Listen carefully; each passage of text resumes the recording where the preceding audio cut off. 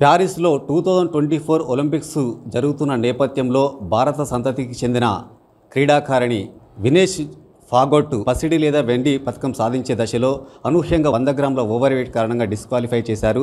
దీనిపై మాట్లాడేందుకు తెలంగాణ రాష్ట్ర జూడో సంఘం ఉపాధ్యక్షుడు ఉన్నారు. అతన్ని అడిగి తెలుసుకుందాం దీనిపై అభిప్రాయం. సార్ చెప్పండి సార్, దీనిపై మీ అభిప్రాయం. ఒక రకంగా చాలా బాధ అనిపిస్తుంది. ఎందుకంటే మనకు గొప్ప ఆశలు ఉండే ఈ ఈవెంట్ రెజ్లింగ్ అనే ఈవెంట్లో వెయిట్ అండర్ 50 వెయిట్లో సెలెక్ట్ చేసి ఆడించడం ఫస్ట్ టైం సెకండ్ టైం అన్నీ గెలుచుకుంటూ వస్తూ ఫైనల్లో వెయిట్ పరంగా డిస్క్వాలిఫై చేయడం అయితే చాలా శోచనీయం. ఇది మై పర్సనల్ ఒపీనియన్ చెప్తున్నాను.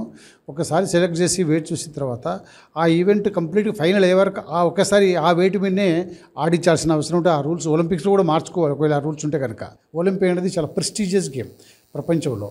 అది అందులో రావడం అనేది ఒక గొప్ప యాక్టివిటీ, అది గొప్ప పేరు కూడా మన దేశానికి. అటువంటి యాక్టివిటీస్లో మరి ఉన్నటువంటి ఏదైతే సిబ్బంది గైడ్స్ కూడా చూడాల్సిన అవసరం ఉండేది. అయినా ఈ ఒలింపిక్స్లో నా అభిప్రాయం చెప్తున్నది తప్పే. ఏదో కోర్టుకు వెళ్ళి ఏదో చేస్తున్నారు, అక్కడ కోర్టు ఒలింపిక్ అసోసియేషన్ కోర్టు ద్వారా కూడా ట్రై చేస్తున్నారు. ఒకవేళ అందులో కనుక వాళ్ళు సరైన డిసిషన్ ఇస్తే చాలా మంచిది.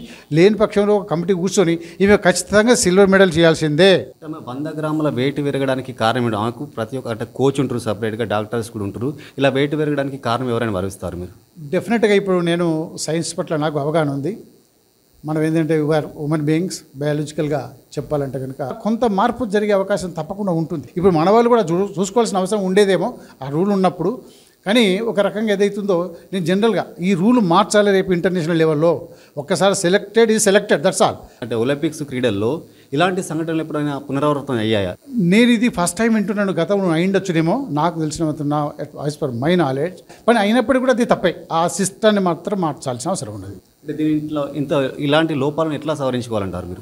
ఏ లెవెల్లో ఉన్న వాళ్ళు ఆ లెవెల్లకు ఆట పట్ల కంప్లీట్గా సంపూర్ణ అవగాహన ఉండాలి.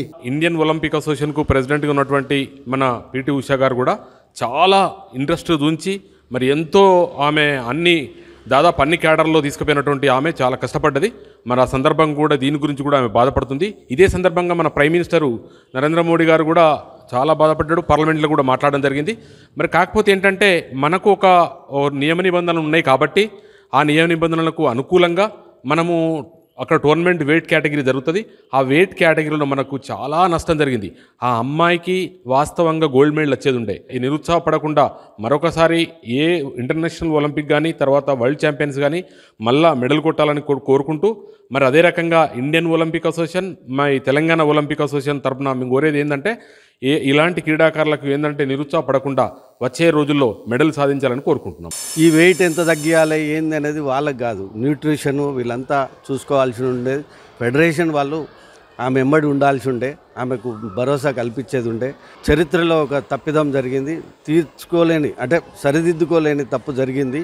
ఫెడరేషన్కు ఆమెకు అన్యాయం జరగటానికి కారణమైన వాళ్ళు, దేశానికి మెడల్ రాకుండా చేసిన వాళ్ళు ఇమీడియట్గా ఆ ఫెడరేషన్ను బ్యాన్ చేయాల్సిన అవసరం ఉంది.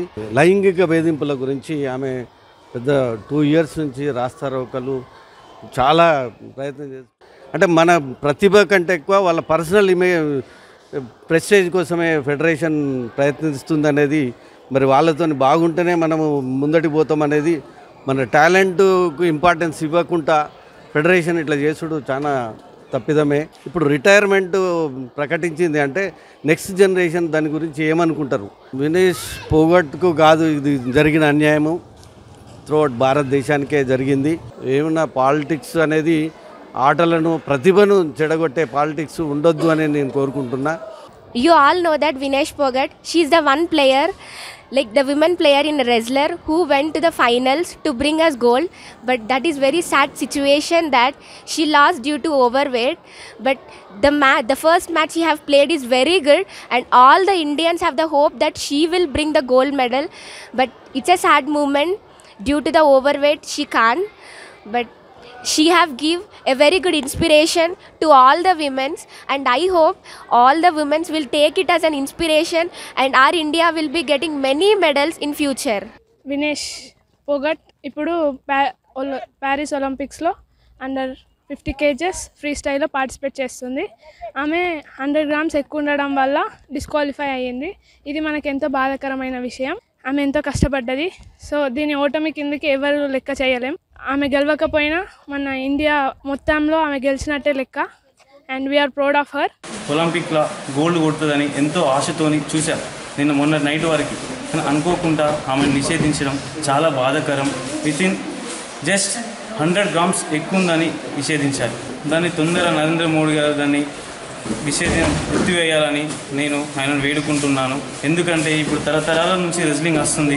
ఇప్పుడు ఈ 2-3 years నుంచి రెజ్లింగ్ డిస్టర్బ్ కావడం కారణం ఈ గొడవలు ఇవన్నీ అయిపోయినాయి. ఇప్పటికి నరేంద్ర మోడీ మాకు సపోర్ట్ చేస్తుంది, ఇప్పటికి కూడా చాలా సపోర్ట్ చేస్తుంది. ఇంకా సపోర్ట్ చేయాలి మోడీ గారు, రెజ్లింగ్ని ఇంకా పైకి తీసుకోవాలని కోరుకుంటున్నాను. 50 కిలోల విభాగంలో కేవలం 100 గ్రాముల ఓవర్ వెయిట్ కారణంగా డిస్క్వాలిఫై అయిన వినేష్ ఫాగోట్పై ఇప్పటివరకు వీళ్ళు మాట్లాడారు. దీనిపై ఎలాంటి కుట్రలు ఉన్నా కూడా ఇటు డాక్టర్లు కానీ న్యూట్రిషన్లు కానీ ఏం చేస్తున్నారనే కోణంలో కూడా వీళ్ళు మాట్లాడుతున్నారు. కెమెరామ్యాన్ అనిల్తో శ్రీనివాస్, మైత్రి ఛానల్, కరీంనగర్.